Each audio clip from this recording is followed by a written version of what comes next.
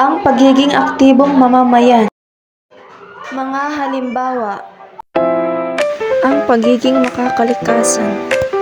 Mahalaga ang pagtatanim dahil sa maraming benepisyo nito sa tao at sa kapaligiran. Tulad ng pagkain, ang pinakapangunahing dahilan ay ang pagbibigay ng pinagkukunan ng pagkain ng tao at hayop. Pakikiisa sa mga proyektong pangkapaligiran. Pagpulot ng basura.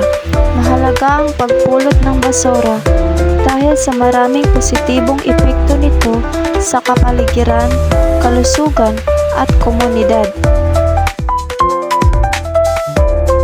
Paglahok sa mga programa tulad ng pagboto. Ang pagboto ay isang mahalagang karapatan at responsibilidad ng bawat mamamayan. Ito ay proseso ng pagpili ng mga leader. Pagsunod sa batas.